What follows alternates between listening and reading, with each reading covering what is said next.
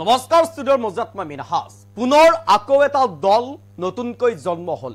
নাম হৈছে ইন্দ্ৰপ্ৰস্থ বিকাশ পাৰ্টি আৰু ইন্দ্ৰপ্ৰস্থ বিকাশ পাৰ্টি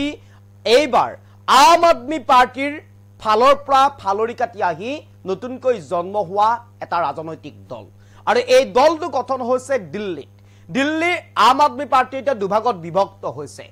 এফালে যদি আম আদমি পাৰ্টিৰ একাংশ নেতা আনফালে ইন্দ্ৰপ্ৰস্থ দল নতুনকৈ খুলি এফালে আহিছে আন নেতাসকল এক প্ৰকাৰ দিল্লীৰ আম আদমি পাৰ্টি এতিয়া দুটা ভাগত বিভক্ত হৈছে নতুনকৈ গঠন কৰা হৈছে এটা দল আৰু হিমানী জৈন যিগৰাকী আপৰ লিডাৰ আছিলে আপৰ যিগৰাকী নেত্ৰী আছিলে তেওঁৰ নেতৃত্বত এতিয়া আপ ত্যাগ কৰিছে প্ৰায় 12 গৰাকীকৈ কাউন্সিলৰে 12 গৰাকীকৈ কাউন্সিলৰে আপ ত্যাগ কৰি দিল্লীত নতুনকৈ গঠন কৰিছে এটা ৰাজনৈতিক দল নাম দিয়া হৈছে ইন্দ্ৰপ্ৰস্থ বিকাশ পাৰ্টি আৰু এই ইন্দ্ৰপ্ৰস্থ বিকাশ পাৰ্টি নতুনকৈ জন্ম লাভ কৰিছে আপৰ পৰা আপ দুভাগত বিভক্ত হৈ এতিয়া দুটা পাৰ্টি হৈছে এটা হৈছে ইন্দ্ৰপ্ৰস্থ বিকাশ পাৰ্টি আনটো হৈছে আম আদমি পাৰ্টি আৰু ইতিমধ্যে এই ইন্দ্ৰপ্ৰস্থ বিকাশ পাৰ্টিয়ে যে এক প্ৰকাৰ দিল্লীত গঠন হোৱা বিজেপি চৰকাৰক সমৰ্থন নকৰিব তাৰ কোনো নিশ্চয়তাও নাই এই মুহূৰ্তত সবিশেষ এই মুহূৰ্তত সবিশেষ লৈ কেনে চেষ্টা কৰিছো দুভাগত বিভক্ত হল দিল্লী আপ দিল্লীত এতিয়া আম আদমি পাৰ্টি বনাম ইন্দ্ৰপ্ৰস্থ বিকাশ পাৰ্টি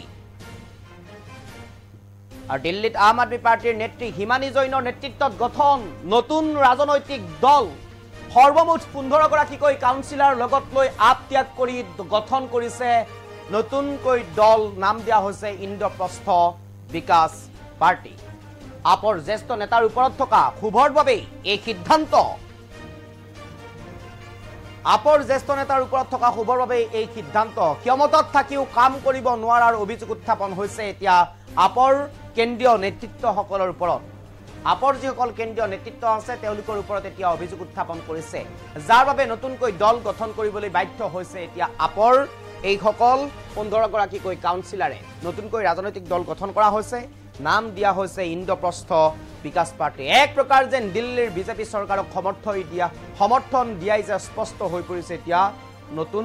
ৰাজনৈতিক দলটোৰ এই মুহূৰ্তত সবিশেষ লৈ কেনে চেষ্টা কৰিছো হিমানী জৈনে ইতিমধ্যে দাবী কৰিছে তেওঁৰ লগত 15 গৰাকীকৈ কাউন্সিলৰ আছে আৰু 15 গৰাকী কাউন্সিলৰে ইতিমধ্যে একত্ৰিত হৈ নতুনকৈ ৰাজনৈতিক দলৰ জন্ম দিছে নাম দিয়া হৈছে এই দলটোৰ ইন্দ্ৰপ্ৰস্থ বিকাশ পাৰ্টি হিমানী জৈনে ইতিমধ্যে এই কথা উল্লেখ কৰিছে তেওঁ কৈছে মোৰ লগত 15 গৰাকীকৈ প্ৰাৰ্থী আছে কাউন্সিলৰ আছে মোৰ লগত 15 গৰাকীকৈ কাউন্সিলৰ যোগ হৈ এনে ধৰণৰ আমি নতুন দল গঠন কৰিছো দিল্লীৰ বিকাশ নগৰৰ পৌৰ নিগম সদস্য অশোক পাণ্ডে ইতিমধ্যে সংবাদ সংস্থাকো জনাইছে তেওঁ কৈছে নতুন দলত আমি যোগ দিম আম আদমি ত্যাগ কৰিম ইন্দ্ৰপ্ৰস্থ দলত যোগ দিম আৰু ইন্দ্ৰপ্ৰস্থ আমাৰ বাবে উপযুক্ত ৰাস্তা হ'ব আমি নলা নৰ্দমা চাফা কৰাকে ভিতৰ কৰি হাট বজাৰকে চাফা কৰা ভিতৰ কৰি লাইট লগোৱাকে ভিতৰ কৰি আমি সকলো কাম যাতে কৰিব পাৰো সুস্থিৰ বাবে তাৰ বাবে আমি দল গঠন কৰিছো এক প্ৰকাৰ যেন বিজেপি চৰকাৰক এই সমৰ্থন দিয়াৰ পক্ষত যেনে লাগিছে এতিয়া ইন্দ্ৰপ্ৰস্থ বিকাশ পাৰ্টিয়ে আৰু তেওঁ ইতিমধ্যে হিমানী জৈনৰ লগত এক হৈ স্পষ্টকৈ এই কথা উল্লেখ কৰিছে ইন্দ্ৰপ্ৰস্থ বিকাশ পাৰ্টি নামৰ আন এটা নতুন ৰাজনৈতিক দলৰ আবিৰ্ভাৱ হৈছে দিল্লীত আম আদমি পাৰ্টিৰ বুকচাৰ পৰাই কোলাৰ পৰাই ওলাই গৈ জন্ম লাভ কৰিছে এই ইন্দ্ৰপ্ৰস্থ বিকাশ পাৰ্টি নামৰ ৰাজনৈতিক দলটো আৰু ইতিমধ্যে নতুনকৈ দল গঠন কৰি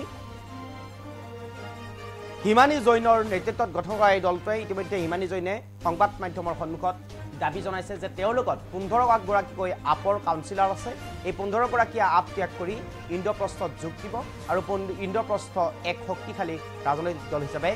পৰিগণিত কৰাব হিমানী জৈনে এই মন্তব্য হিমানী জৈনৰ এই মুহূৰ্তত সবিশেষ